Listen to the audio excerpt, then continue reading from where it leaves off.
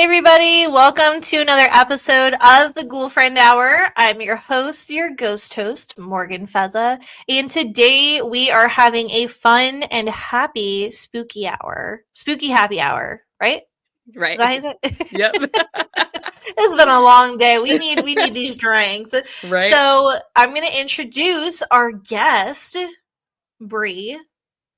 Actually, Hey, I'm gonna let you everybody. introduce yourself because I feel like you're gonna do a much better introduction than I would. So, turning the mic over to Bree. Bree, tell us a little bit about yourself. I was gonna say you might do it better than me. I don't know. So I am a single mama. I live in Pennsylvania, and I started Spooky Happy Hour about almost a year ago, coming up on the year anniversary. And I started with one of my friends who, and I say one of my friends, but when we started, we had never met. Like we had never met in person. We had just kind of like met online in a group about paranormal investigators.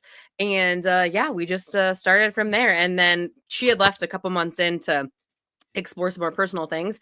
And I kind of took over and vision went from We'll re-announce all of this at the end too and post it in your video. But just so that just so they know where to find you. so YouTube, Instagram, and Spotify are the only three that I do have. And it's all spooky happy hour, no dashes, no spaces, no numbers. And you'll find me on those three platforms. Cool, cool. So how did you come up with like spooky happy hour? Like, what it made you say like that was the name, and you were like, yes, because I know you said Thirsty Thursdays, kind of just there, you just hanging out and vibing, and like, how did you come up with that? Yeah, well, I originally wanted haunted happy hour to get my alliteration down because I'm a real freak when it comes to like English grammar type things. And I was like that would be so dope, but some chick from Brooklyn from like 2018 did a food travel blog with like 3 posts and therefore it was taken on all Damn, chick from platforms. Brooklyn. Chick from Brooklyn, we don't like you right now. Right? I'm like, I can't believe you ruined this for me. And then yeah, so it was spooky happy hour, but the concept behind it was that I really think about all the times that I would go out with my friends during happy hour and maybe your day's crappy or maybe you're celebrating something and we'd go out have a couple drinks and before you know it you're talking about the most off the wall shit or getting really deep into a certain something or you're learning something new about somebody and I am a lifelong learner. And I was like, this is a perfect place to just like showcase whatever I'm into at that point in time and also find people who have similar like minded interests and bring them on so I can chat with them just like we'd be at happy hour.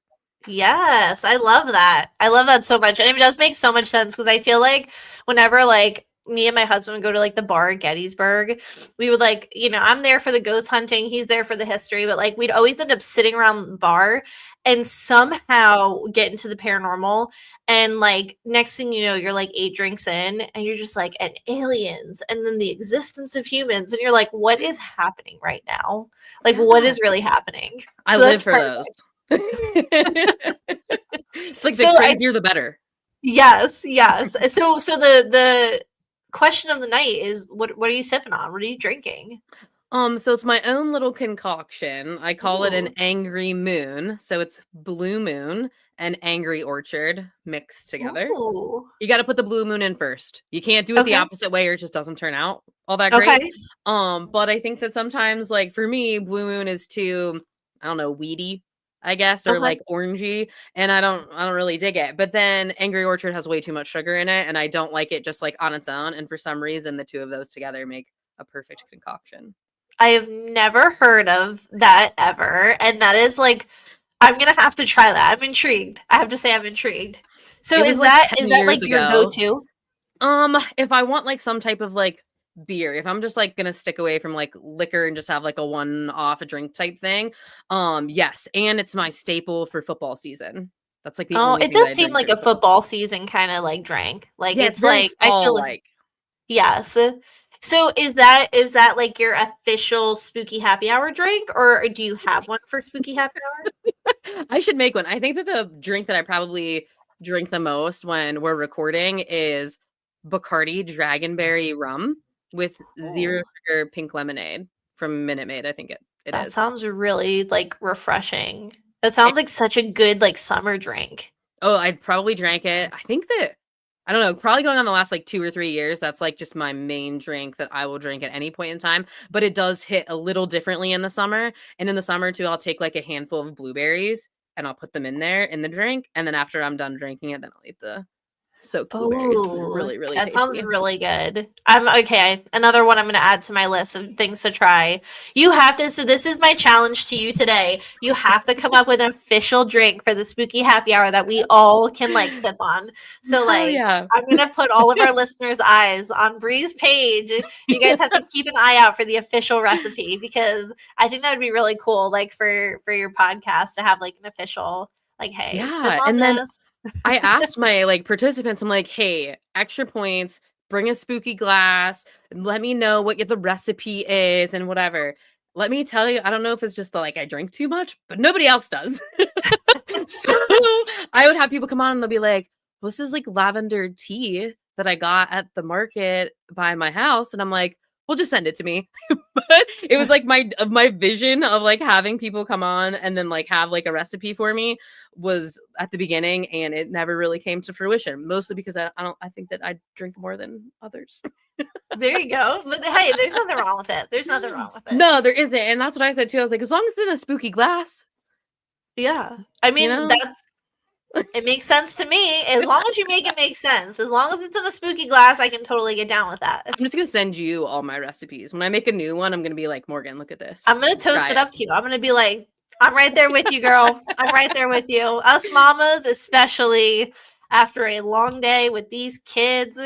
Phew. And during this winter, like, I cabin fever, like, I literally was telling you, like, I had to have a special delivery for booze today because I had drank it all in, like, 3 days. Not to say I'm, sitting here wasted with my child, but, here and there, like, having a couple, it gets me through this long Pennsylvania winter, and I'm really over it. Exactly. And again, nothing wrong with it. As long as we're doing it responsibly and like, That's what I'm we're saying. momming, we're sipping, we're doing good. Mhm. So, I mean, are you guys getting like whereabouts like Pennsylvania like are you? It's like an hour. I don't know, I'm geographically challenged. So I'm an hour away from Pittsburgh. In what direction? I can't tell you. Okay, because my in-laws are like Stroudsburg area, and Mhm. like I wasn't sure if you guys are getting like down here in Delaware, we are getting like the most insane winds I've ever experienced in my life. Like I was literally sitting in the Starbucks drive-through and my car was like doing this, and I'm like, is this normal? Like I was like, am I gonna get sucked up in a tornado in the next like couple of minutes? Because I've never felt winds that were like legitimately rocking my car. Dude, I feel you. The whole stereotypical, like, girl goes to like a dealership or an auto shop and has no freaking idea, like, what's up. That was me like 4 days ago, the last time that I left my freaking house. And I was calling my mom and I was like, I feel like there's something wrong with my tire. Maybe my brake fluid is going. What about my power steering? Why does my car feel like this? I was like, it can't be the wind. It's not that powerful. And she was like, well, just go take it down to the garage. I did, and four old men sitting around a circle laughed at me after I told him what it's feeling. They were like, "Oh, it's the wind. This is an environmental thing. It's It's not Mother you don't Nature, have an baby." alignment issue. There's I no was like, "Are alignment you sure? issue here. Do you want to check it out? Are you sure?" He's like, "You can just drive it home. You're fine." Like, Oh my gosh, that's so funny. But I don't blame you whoops. though because it's been so crazy. Like the wind has been so just absolutely ridiculous that like I do feel like my car has been all over the road and I'm just like I'm not going anywhere. Like I'm just parking it in the driveway until whatever this is decides to stop being a real biatch and it just goes away and we can just No, I get feel on you. with our lives because I'm tired of this weather, the cold, No. the snow, the wind. I'm like, if it's not this, it's something else. Right? I feel like I'm in a time warp or something. It's like cabin feverish. I'm like, somebody let me leave. Plus, I Jeez. feel like when it's like warmer, I mean, it's fun to like investigate and do spooky stuff like in the winter sometimes. But the couple of times that like I've investigated, I just hate being cold. Like, I am so much more inclined to go like root around, walk in like abandoned buildings, and like be all up in the spooky business when I can wear minimal layers. Oh yeah, I mean, I think that is number one, top tier, most preferred. But I actually just went. I did 2 investigations in the winter in same place in November and then in January at Crescent Sanatorium in prison, and I was up to like my waist in snow. Like it was so packed too that like you didn't really know the depth of it. So you would crunch your foot down and then you would take the next step, and the next step you'd be like plop, and then my leg would just like Right into disappear. like you're like, everything's fine, guys. There was probably, I would say, 30 minutes where I tried to like get to one building from like 5 different angles and couldn't, because snow like drifts had came up and over certain things where like we couldn't get to certain buildings because we would get swallowed in snow. What? That's nuts. Yeah, That's it was wild. crazy. Well, I mean, kind of segueing into that, like, let's talk about like your like where you've been going, what you've been doing, some stories. I mean, talk to me. Let's drink and talk. Let's talk about everything, and let's get into one of those aliens at the end conversations. Yes. The meaning It's the of goal, life. right? Well, it all had started actually. I mean, I've been a fan of paranormal stuff since I was small. I don't even know if I've ever really talked about this on my own podcast, but my first, what I consider my first experience, was that I was actually in this room. And so this is my childhood home that I still live in 30 some years later. And this Hey, nothing bed wrong with was that. actually right behind me going this way. And I watched The Sixth Sense way too early in life. Nobody had any business letting me watch that movie ever. I see dead people. Yeah, it was terrifying. Like that and The Ring, like those were my two that really just like fucked me up. Like I had a TV at the end of my bed, and I slept with it having like a beach towel over my TV for like a year. Like I I didn't don't watch blame it, you. The I ring didn't was turn so it fucking on. scary. Yeah, it was crazy. But it's like the all-time, I don't want to say all-time. There's so many scenes in The Sixth Sense that really like rocked my world. But one of them is that like he's in his own bed and he's like curled up to here, and the doorway is right in front of him. And this kid comes and he sees him, and as he turns to walk down the hallway, you can see like the back of his head is just like gone. And shit you not, I would sleep in this bed like this up to here, waiting for something to cross my doorway. And I never wanted to shut my door because I felt like I was too contained. Like I needed to, hurry up and make a getaway. And one night, I think that I had to have been like, I don't know, maybe 10. And I'm laying in my bed, and right underneath my light switch were these like 2 red eyes. Now, there's nothing in my room at that time at 10, right? Like I think that I had like a 7 disc changer, 4-foot stereo in there on a desk. Like there was nothing else. Like, and I was like, what the hell is that? And there's a major highway and then a road that my road like connects to the major highway. So we get a lot of traffic. And I'll have lights go across my room. Fine, whatever. Well, that particular night, I see these 2 red eyes, and I watched the headlights go across. And as it came across, there was like this perfectly black face with these red eyes. And I don't know if it was just because of my like very strict religious upbringing, but I could have swore that it had horns like the devil, came down into fuck his like that. chin Fuck down that. here. And No. I was like, oh my God, like what is in this house? Ever since then, it's been like some draw that I have to like anything and everything that would resemble like other. Yeah. So what do you think it was? I have Like now no that you've been idea. doing this for a little, okay, so still unidentified. That's so terrifying. It's like I I'm like, don't fuck know that. if it was like because my upbringing was so religious, and it was kind of like if you did something bad, I mean like you're going to the depths of hell. So to me, Yeah. I was always so scared of like doing something wrong because I didn't want to spend an eternity blowing up in flames, right? Fair enough. Now I've since like rejected all of those things and have been like kind of on my own spiritual journey, which means a lot more to me now. So it's like if I had that frame of reference, I don't know if I would have experienced that same scenario differently. But even Yeah. now I'm like, was it because I was so scared and because I had the viewpoint that I did at those points in time? Is that what made me think that's what it was? Or was it something completely different? Like I will never know. Have you had any other experiences in the home with anything else? Yes. I went to, I always call her my spiritual advisor. You can find her on Instagram, Clarity with Katie. I've done some like mediumship with her. I'm gonna start doing intuition development whenever she comes back from maternity leave. And I'd came to her for like I think it was like a Wheel of Fortune, kind of like tarot card, Wheel of the Year, like here's your session. And I'm sitting there and we had met, a few times previously. And so we're just kind of shooting the shit. And she keeps like talking to me in like almost like interrogation style, asking me all these questions right after another. And I was like, what is like, what's the dealio? And she's like, pause. She's like, I'm gonna go get something. I'm gonna give it to you. And I was like, okay. So she puts these two like bracelets around me with some sensors on them. And she was like, this is called a Healy device. She's like, it gives out frequencies that are supposed to like heal you, right? Or, kind of like if you're scrolling TikTok or Instagram and it comes up of like, this hurts and it's like, this will quiet an ADHD brain, or this will do, this to you, or whatever. Don't know what kind of frequencies that she put on, but she's like, just do this while we're doing our tarot reading. And if anything comes up, tell me. I said, okay. And it was summer, but her place was like AC and I'm just sweating like profusely. Like I'm talking crevices I didn't even know existed, like the back of my knees, like up in my elbow, like, and I had to stop her and I was like, listen, I'm so sorry. I was like, can I go to the bathroom? I'm like sweating. I said, I'm starting to like smell myself. I was like, this is weird and I don't feel good. I'm getting dizzy and lightheaded. And she was like, yeah, sure. So clean myself all up and I come back. I'm like, I'm sorry. I don't know what's wrong with me. And she was like, I do. You have an attachment. That's And I like the was worst like, thing to hear. what? I was like, excuse me? She's like, I don't think that it's come from anything that you've actually, like any of your investigations. Like, I think it's been with you for a really, really long time.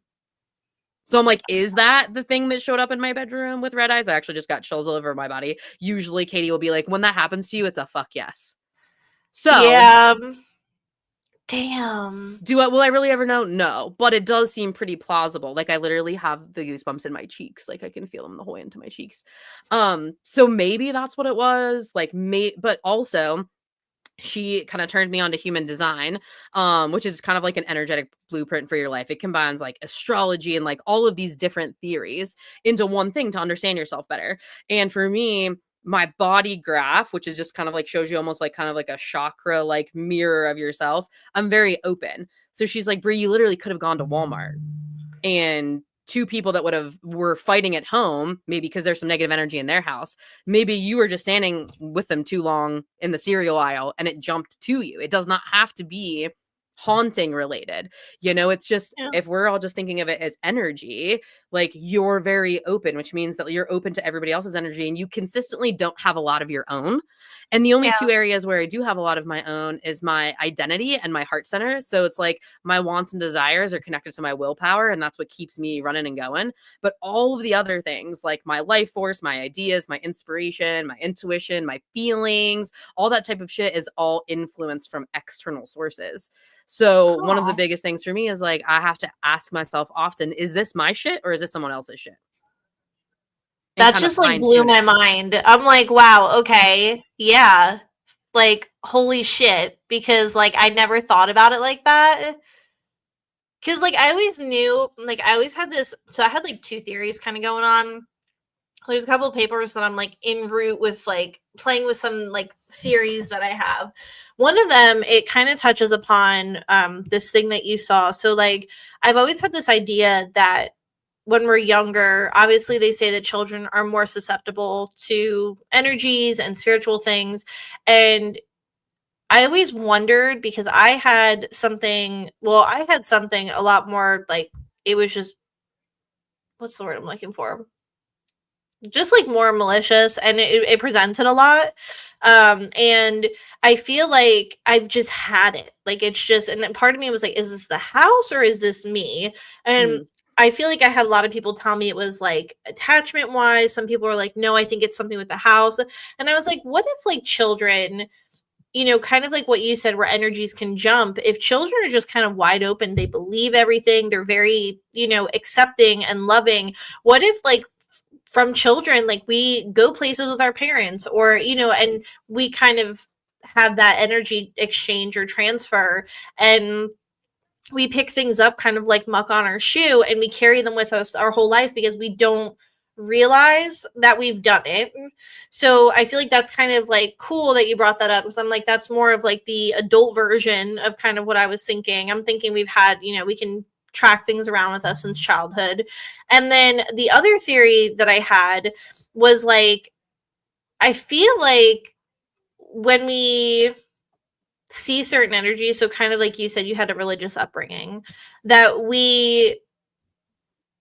there's this talk about consciousness and how spirits and energies, like, you don't have to necessarily say something out loud or like, completely focus on it, but like if you're just consciously aware of something and you're like, hey, I'm so afraid of this, like that just manifests, like whatever is kind of currently existing, it shows itself kind of as like your worst fear. So, and I feel like that's, if I'm understanding right, that's kind of like what you were saying, is like, is that why you were seeing it like that, because you were so afraid of it, being that thing, that maybe whatever this energy was this attachment was like, hey, this is what I know you're afraid of, so like this is how I'm going to Mhm. scare you, and that's what they use. So I don't know, like maybe It that's really getting might too deep be. in, but yeah.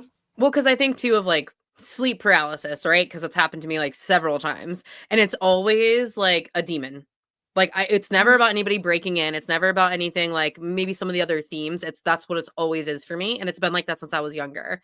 Like I would probably say 13, 15. Between 13 and 15 is the first time that like we took me to the doctor and they were like, this is what this is. This is sleep paralysis. Don't sleep on your back. Whenever you are in one of those things and you, I think like the biggest helpful tip that they had said to me was, when you know you're in it, start wiggling your fingers and your toes. Like just focus on that, and like eventually you'll come to and you'll be done. But it was so vivid for so long that with my religious upbringing too, like I really thought that I was just like some dark crazy energy was like out to get me. And was it? Maybe no, but there was definitely something there. And now when I know that something is back, or it might not even be the same thing, maybe it's something new, my child is my barometer.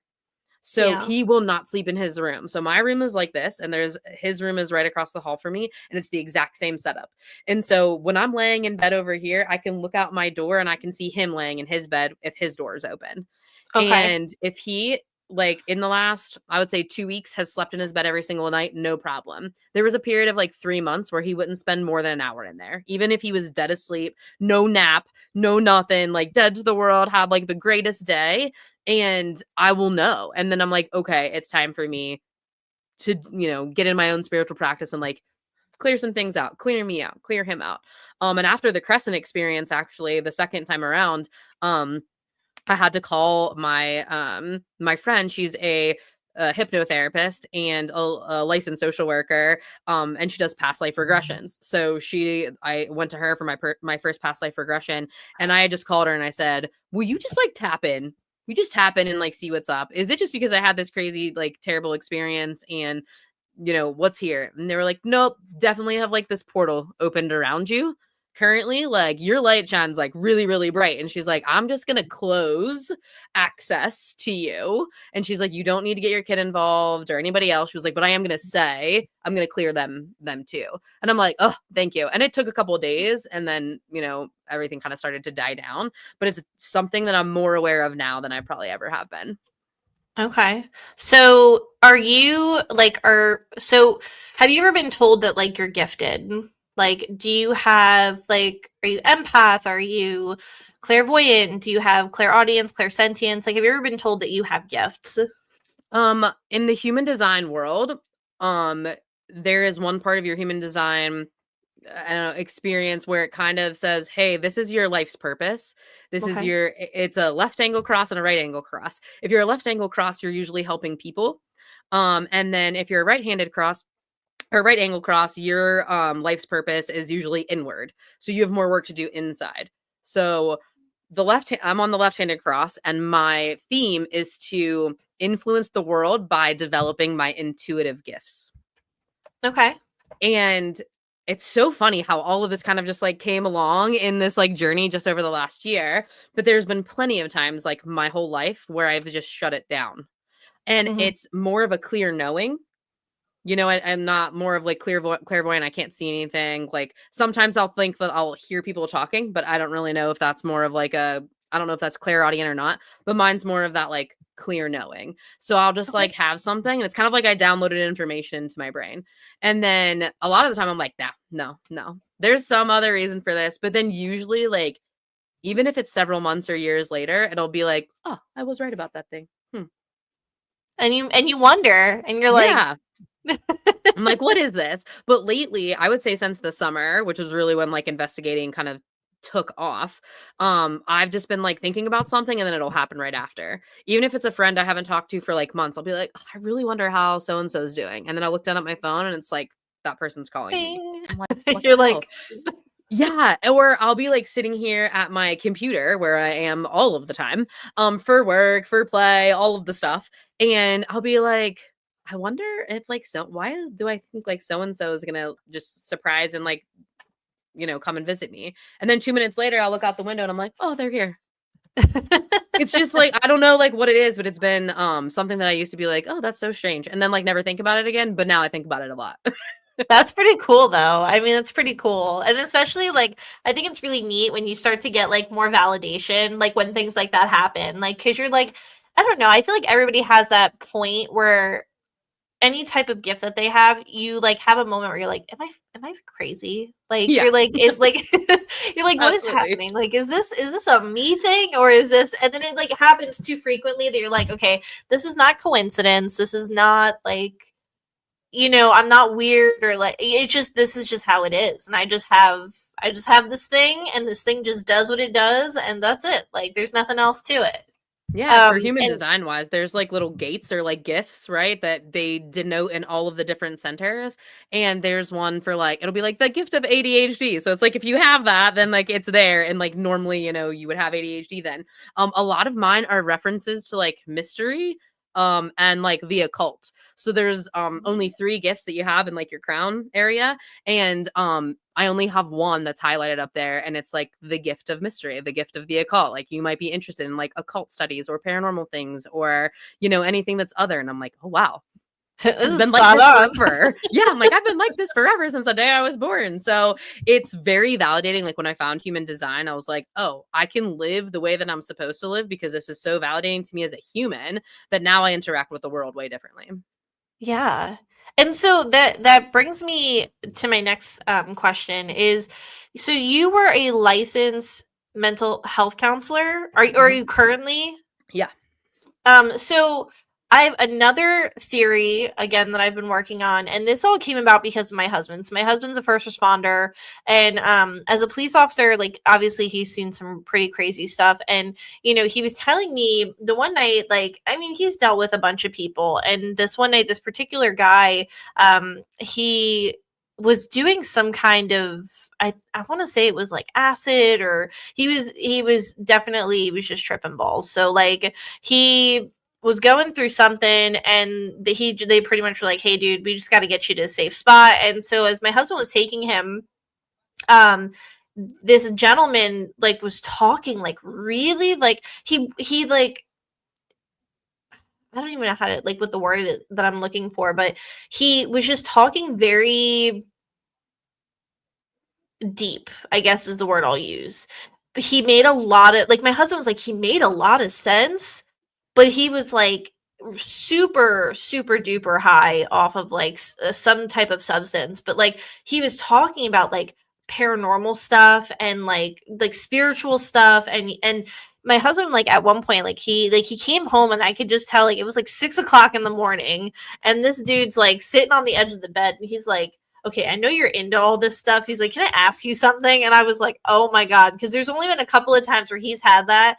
And like the shit that follows afterwards, I'm like thinking about it for like 27 days afterwards. And I'm just Mhm. like, that freaks me out. So he was like talking about like how there was like heaven and hell. And then there was like all this like stuff going on in like purgatory. And like he was talking, like, I don't even remember the specifics of it, but he was like, I take this drug because like I think it was acid. And he's like, I can see like the in between and started talking about all this stuff. And my husband was like asking me, he's like, do you think people who take like certain substances or have like mental health issues, maybe like they're not mentally ill and they can just see things that we like, it just takes their brain to that spot, or maybe they have something already that's just kind of, I don't know, like I don't really know, like it makes sense in my head, but trying to like get it out in words. But it's like, do you think that certain hallucinogenics or certain mental illnesses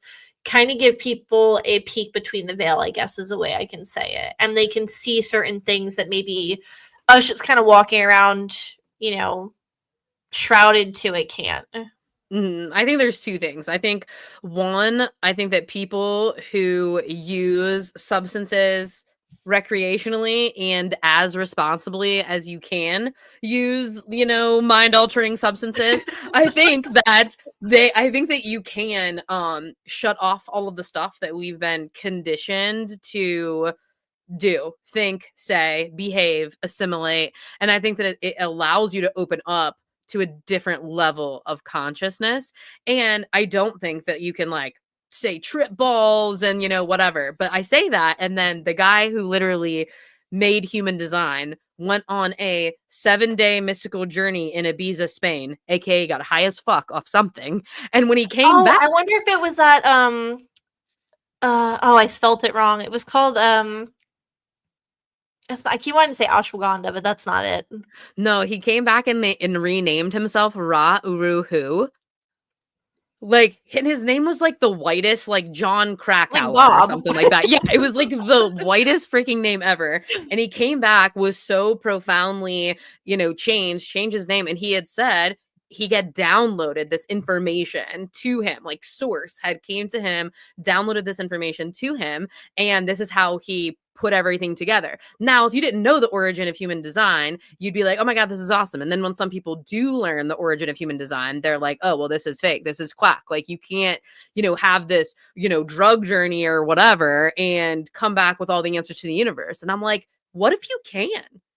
Yeah. What if you can, use something responsibly just enough to like where your consciousness is not set up with the criteria and standards of what you have to be when you're living here and going through your Yeah. daily life and daily motions. So I think that that's one case that can kind of get you closer to like the veil. And then the second part with like mental health conditions, I think that people who've experienced a lot of trauma, this is kind of like my theory, is that people who've experienced a lot of trauma way more susceptible to energy because they're alert for it. That would make a lot of sense. Just like Um, emotional monitoring. Someone's like traumatized, they will know everybody's mood that they're in. Oh, I have to wait until that person's in a good mood so that I can approach it this way. Walking on eggshells, just being super hypersensitive to like movement or just predicting everybody's next move. Yeah. Yeah, so I think that it just heightens them to some type of energy around them. And I do think that sometimes people with like certain mental health conditions probably, more maybe that's like debilitating. I would say those would be the outliers, maybe. Yeah. But for the people who've maybe experienced more trauma than anything, I do think that they're a little bit more susceptible to energy around them and possibly paranormal activity. Yeah. And the drug I was thinking of is ayahuasca. That's what I Oh, was okay. trying to think of, because people they've been using ayahuasca to help um people who have like heroin addictions or like some of those really deep addictions that are really hard to kick. They have like retreats in Mexico. So my best friend, who sadly passed away, he had gone to Mexico and had done one of these. And I remember he was telling me about it. And it was crazy because, I was like, oh, how's things going? And he was like, he had just gotten back from this retreat. And like, I felt like that, mind you, this is a kid where like, we would talk about like everything, life and death and everything in between, but like it didn't have that depth to it, like, you know what I'm saying, like we're just a bunch of high schoolers. And I felt like when I talked to him about this after this experience, he like had this whole like deep understanding of like life and people. And I was like sitting there and I'm like, is this the same person that I've been friends with for like pretty much my entire life? Like I've never heard him talk like this ever. And I was that kind of made a believer out of me with like that kind of stuff.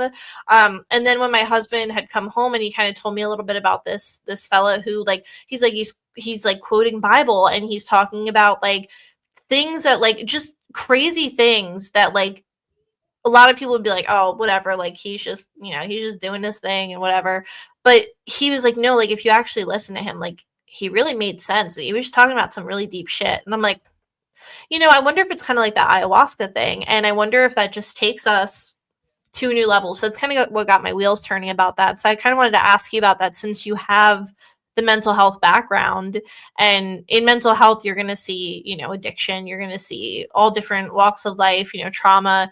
And so, that's why I wanted to kind of unpack that a little bit with you. Because I do think that there are certain drugs that I think could really like open up and activate parts of our brains and just you could see some crazy shit, I guess is Well, there's also research behind it. So there's ketamine assisted treatment that they're using for like, clinical depression or some trauma. And then there's a lot of veterans that under the guise of a ketamine assisted therapist, like are doing that. So like when you can look at all the acid, LSD, all of these other things, if you are able to take them and use them for you under the guise of either a clinician, a doctor, a registered nurse practitioner, something, they are experimenting in so many different trials right now in the mental health world, and mostly it's to detach trauma from like that, from those parts of the brain that constantly get activated and get triggered and don't allow people to live their best life.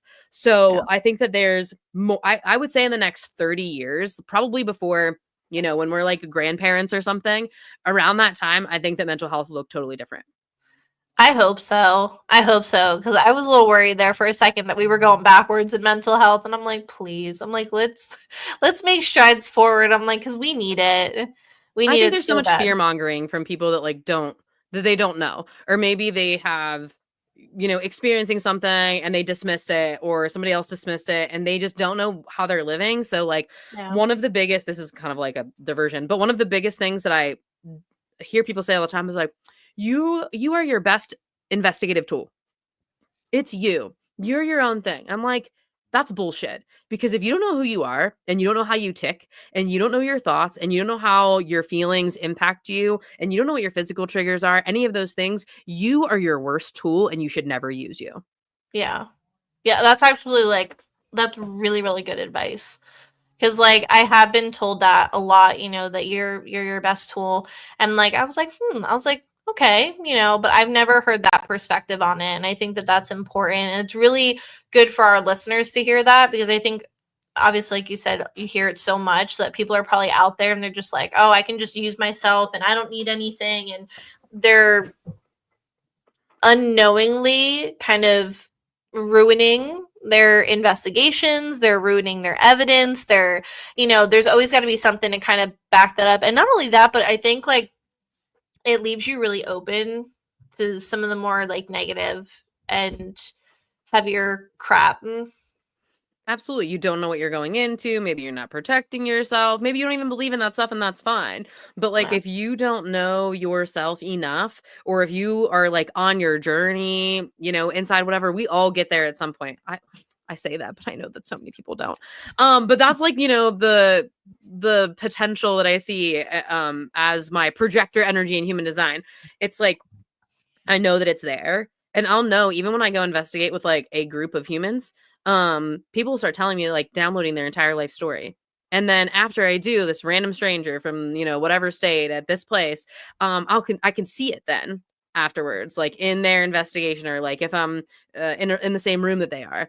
And so I just think that it's a big deal to know yourself just for life purposes in general. But when you're going to like interact with other unseen forces, you should probably, really be confident in that.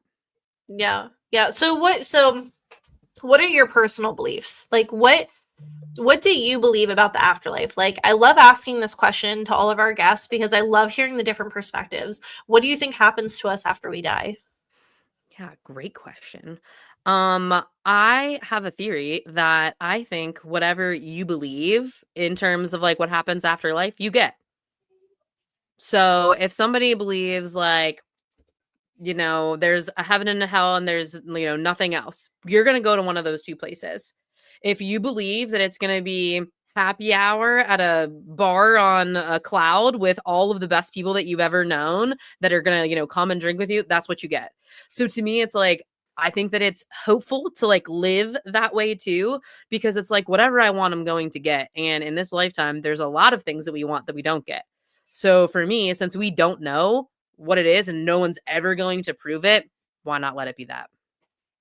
That makes me so happy because, like, when I die, if I'm not being hand fed burrito tacos by Mark Wahlberg, I'm gonna be so pissed. I'm gonna literally find you in the afterlife and be like, Bree, I was counting on this. I They was got it hoping for wrong. this.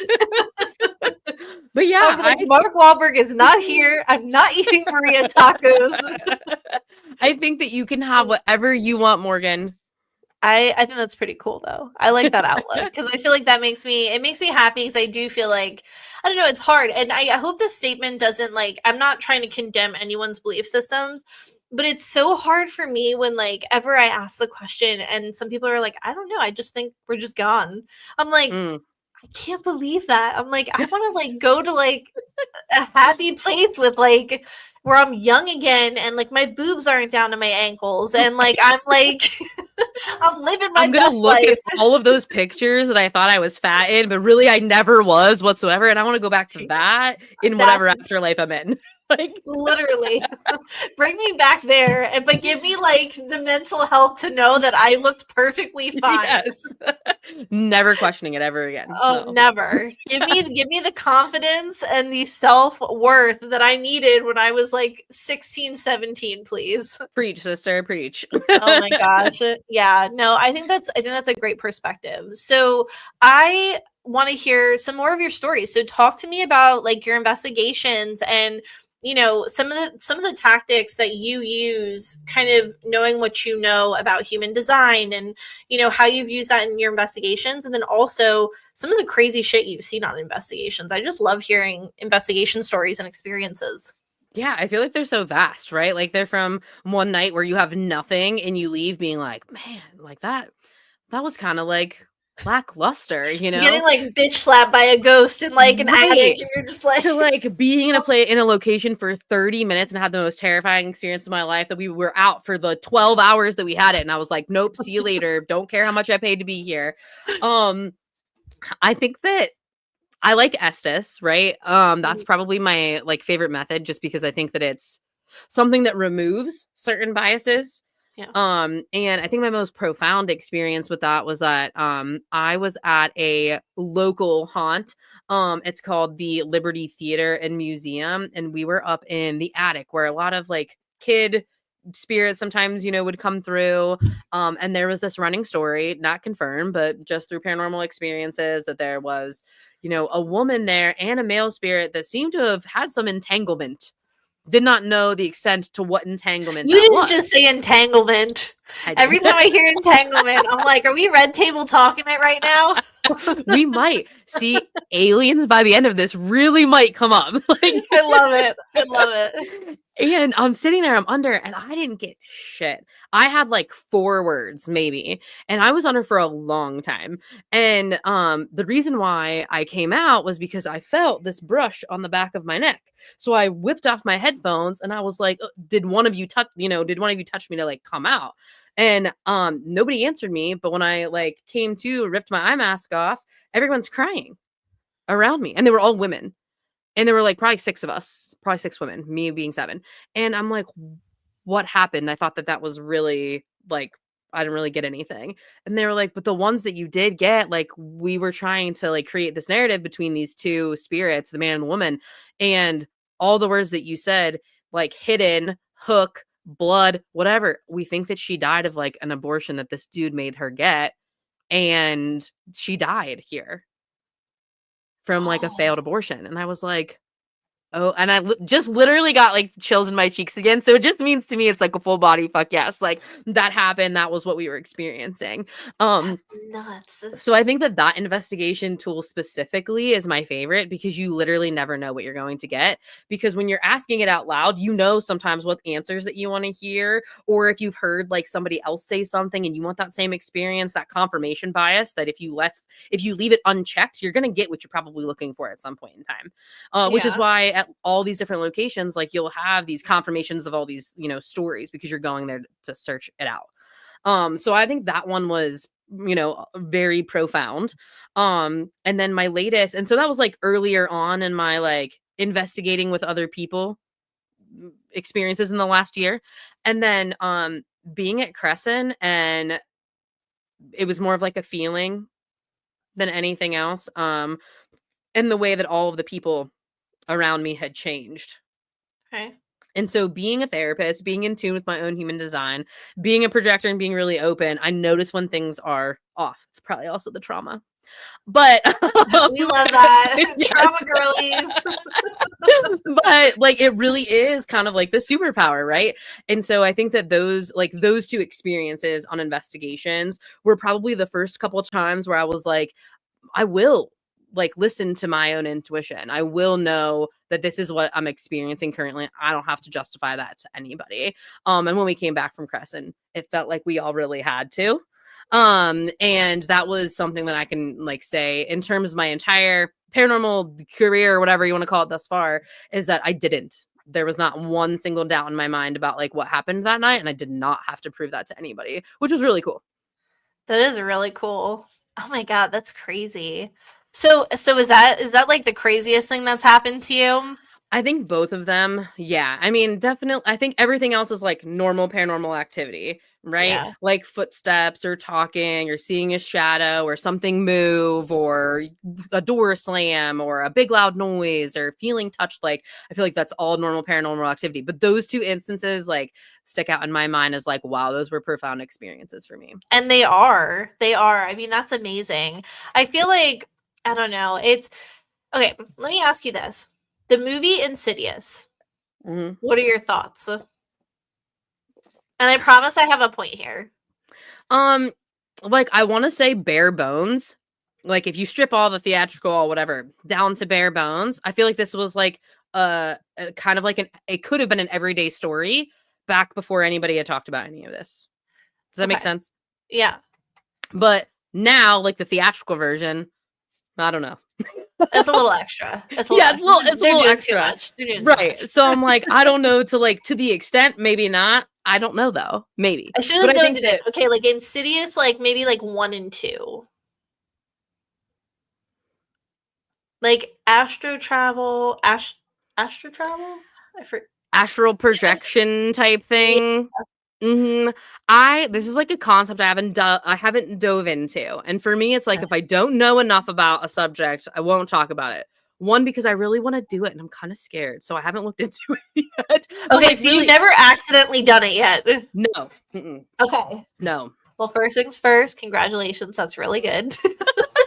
You're like, don't recommend or what? Don't recommend. I had one. Apparently, my friend Kelsey, she like astral travels all the time, and she doesn't mean to, but like she was really cool, equally terrifying. Right? And she was the first person that I went to because one night, like I legitimately had this crazy dream. So like I've been super gifted since I was little. I've seen spirits. I've talked to spirits. Like that's the whole 9 yards.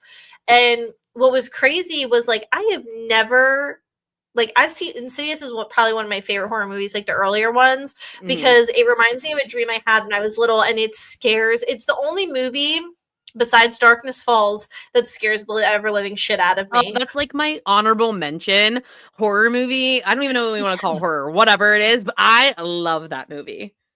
I literally don't know how we haven't been like best friends like eons ago, because when you said Estes method was your favorite method, I was like, my girl. And now Darkness Falls, I'm like, you're 2 for 2 right now. Okay. We'll repeat watch that all the time for no reason. It's a cozy horror movie. I love it, but it still scares the shit out of me. It like I'm like, I can't do it. When I go up to my in-laws' house, they're like in the mountains of the Poconos, and I'm always afraid I'm gonna look up into their tree line and the tooth fairy is gonna be up there. My husband's like, you're 30. And I'm like, I don't care. You're like, this will haunt me until I'm 60. So I'm like, when she snatches you out, when you're trying to get in the car and she snatches you straight out your pants up into that tree line, I'm already gonna be gone because I saw it coming. Right.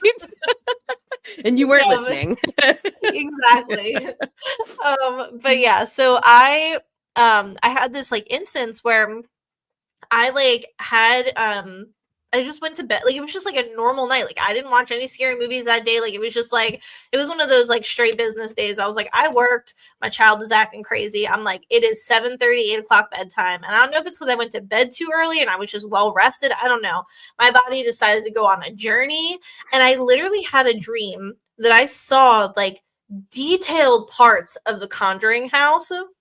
And like, it was so random because like the Conjuring house, like, I'm like, okay, cool, but it's not, to me, it's a little overdone. So like, I'm Yeah. more interested, like, it's not at the top of my list to be like ooh and eyeing that I'm gonna dream about it. So it was so random. And I like had this like detailed dream about these like it was like indigenous tribes, and there was like this fighting going on, this battle in the woods, and I literally was just like straight up spectating. Like, I felt like in a video game, you know, when you die and you kind of just watch your teammates do their thing.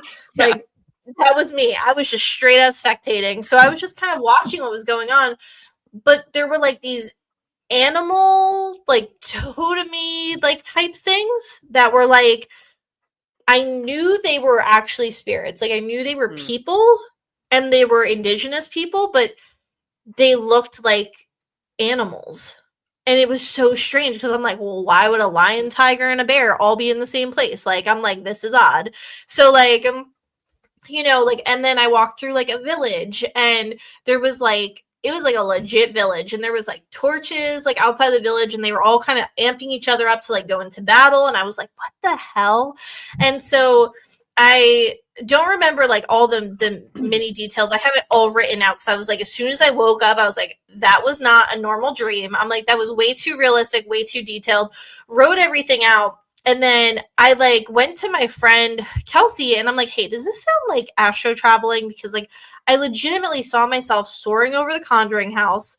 I landed somewhere, and I kept going through like these doorways, but I was still on the Conjuring property. It was so strange. And so she said, that sounds exactly like what happens to me. And it's like, you have like a bird's eye view, and then you're in it, and then you have another bird's eye view, and then you're in it again. And I wrote all these details out. So I'm not good at history. My husband's a history guy. So I'm like, hey, you know, can we look into this? And so he was kind of doing some digging. And then Kelsey and I think my friend Emily, maybe, they were kind of looking into it. And then I was like Googling. So we're all looking it up. And it turns out like there was like some major like battles. And it was like, what did it end up? See, this is what I'm talking about. I'm terrible with history. I'm like, I can't even remember. I think it was like Spain, or like Spanish soldiers. I have to look at it again, but it was crazy because everything that I dreamt about, I had never even known that existed in the Conjuring history. Wow. Like, because everybody knows the Conjuring house is like, you know, Bathsheba and the whole, you know, theatrical Hollywood stuff. So, I never really like looked too much further into it. And I didn't even realize that it had like this rich history. And I'm like, holy crap. I'm like, no wonder the place is haunted. Right, I was gonna say, So how crazy that you tapped into something that, like, you could really prove that you knew it was there. it was nuts. And so that was my epic first possible. I still unconfirmed because I don't know. Like, I have to look into astro traveling more and kind of look into it, but that's kind of what I was getting at. Is I wanted to see, you know, with your thoughts on everything, how you felt about that and if you had ever done it. I'm But such in a a way, I'm vivid kind of happy dreamer. for you. Like, I'm such a vivid dreamer, and, like, when you were like, "Bird's eye view," and then you're in it, I'm like, "Well, shit, that's happened to me. What the fuck? Did I do something? Did I go so somewhere?" maybe Like, so maybe you did. I've just been such a vivid dreamer since I was younger. Like, that's really what led me to my past life regressionist to do some hypnotherapy, because I had the same recurring dream since I was younger, and it occurred, like, in this house, and I'm always being chased by somebody. And then, like, later, like, the recurring dream, it was the same, but, like, the scenery would change, but it's always the same thing. Like, I'm outrunning somebody. I don't know who it is, but I'm outrunning somebody, and at every turn, there's, like, another obstacle that I have to come over. And it's, like, right whenever I'm like, "Ugh, freedom," that's when I die. That's when somebody comes from behind me, and I never know who it is. I don't know who it is. I've never seen their face, like, nothing. And, when we got into, and I've never had it, I've never had this recurring dream ever happen again after I did my past life regression, because we had gone in through hypnotherapy and I figured out what it was. It was a past life, and my husband fucking murdered me. What? What a Mhm. bitch. Yeah, it was like very much like it all played out like in front of me like while we were doing our session. And then ever since then I have never had that dream again. Not even like a theme of that dream, nothing even close to that dream. I've never even dreamed about this house since that. What? I know it's like we're right on the 7 o'clock dot, but like if you have like 5 more minutes, I would Sure. just love. Do you want to quickly tell us about the past life regression? Because I'd love to hear about that. Yeah, I was really intrigued about it, but didn't really know what was up. But being like having the therapy background, hypnotherapy has always been something that clinical therapists are like, that's woo woo shit. So any of those like holistic healing methods or like whatever kind of just threw it out the window. But now that I've expanded my circle, there are so many licensed professional counselors and licensed clinical social workers that are bringing peace and healing to their clients through all of these different methods. And I was like, you know what? I'm going to do it. And when I had talked with her about it originally, she does this like whole consultation beforehand. And she's like, this is definitely like past life related. Like any type of theme, any recurrence, anything that you keep coming back to or keeps getting in your way, it's definitely karmic shit. So we had went, it's like, those like gravity chairs I feel like, where it's like you're kind of just like suspended. It's like a very long chair. It's almost oh like a camping yeah, chair that you're just but like, it puts your feet up, right? right. Yes. Okay. So she had put me in there and it was so cozy and like, like your like quilted blankets that maybe your grandma made you when you were younger or whatever. She literally has one of hers and she puts it over you. You get all like comfy cozy. And for me, like I can't relax worth a shit. Meditation is like 30 seconds and I'm like, all right, I got shit to do. Like I'm done. Trust me. But she's like, just relax. You don't have to get into this crazy, deep, meditative, you don't even know that you're here type state. You just have to do enough to like follow what I'm saying and really get to like your subconscious. And listening to her guide me through all of these different things, it came to a point where it was like I opened my eyes and I instantly knew. Like I just instantly knew what had happened to me previously and how like So did you see it like a movie, or is it just kind of like it just almost felt like that download, like you just flooded your brain and you had all this knowledge? both. I think whenever I was like following her guided meditation, it was kind of like a movie and I could either see myself or like other people that I had no idea who they were, but I could tell you features. I could tell you what they were wearing. I could tell you kind of like Victorian clothing. Like I could see the entire like big like mansion that I worked at as a servant, like as a service staff. Like it was What? just so like I could like even like the archway of the windows and like the pretty designs on them, like that's how vivid this was. And then it was like a download into like what had happened. And so when I opened my eyes, I was like, I know exactly why I'm having that dream, and it's because I was married before and my husband killed me. And she was like, after we got done and we were like debriefing, she was like, I'm not gonna lie, she was like, that was probably one of the most profound like hypnotherapy sessions I've ever done. And I was like, well, it felt Dang. profound. Like, and then even like, I think this happened September, maybe. Damn. And yeah, ever since then I haven't had that dream. I mean, I know I said it before, but he was a real bitch ass for that. I hope he Yeah. knows that. I hope he hears that right now. Consciously, Right? I'm like, listen, You will don't not let be in me my catch you. afterlife, Don't let me sir. catch you in the next life. Yeah, I know, right? You will Don't not let be me in see my you out in the afterlife. No, thank streets. you.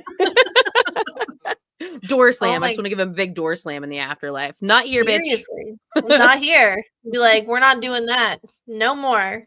Oh Yeah. my god, I can't believe that. That's crazy. I really want to do I wanted to ask because like one, it's super intriguing and I've always been fascinated with that. But two, like I have was that my child? Oh my gosh. So She's like, right Mom. she's like but yes. Yeah. Okay, hold on 1 second. She dropped her I love earring. him. It's super Oh, important business. absolutely. um but yeah, so I just thought it was really cool, and like I've always been really interested in it and I want to try it myself. But I have to find somebody really good. Delaware's really like they're not it's hard because it's like 50-50. There are some really great like woo-woo spots that have like amazing metaphysical stuff, and I have heard a couple of people who do like the hypnotherapy, but at the same time like I don't know anybody who has used them, so, like, I'm trying to find, like I'm like, either that or in New Jersey. I'm sure New I Jersey think has both something. of the girls that I mentioned today, Katie and then the past life regressionist, her name's Elena. I have both of them on Instagram, and I'm pretty sure they Okay. both offer Zoom sessions. So I'll send you Okay. their information afterwards. And I don't know how different it is via like in person or Zoom, but they'll definitely be open to having a conversation with you ahead of time to kind of go over maybe some limitations of what Zoom versus in person might provide. Okay, cool. Cool. Yeah, I would love that. So, since we're coming to the end of our episode, I feel like we need like a part two, or like we need to set something up, or we do like happy hours, like, every month, because this is so much fun. Hell yeah. Um, but yeah, let's tell everybody one more time where we can find all of your stuff, and then yeah. Instagram, YouTube, Spotify, Spooky Happy Hour. No dashes, no numbers, no nada, just completely plain. And every Thursday, 2 p.m. Eastern Time, you can catch a new episode on Spotify and Instagram. Or Spotify and YouTube. That's what it is. Awesome. I love it. I love it. Well, we cannot wait to have you on again. So yeah, so everybody make sure you check Bree out. We're definitely going to be listening. But yeah, thanks everybody for coming tonight. And thank you And for inviting me. I appreciate it. yes, Had a anytime. great You have a time. home here anytime. I love it. Thank you. But stay spooky, everybody. Bye. Bye.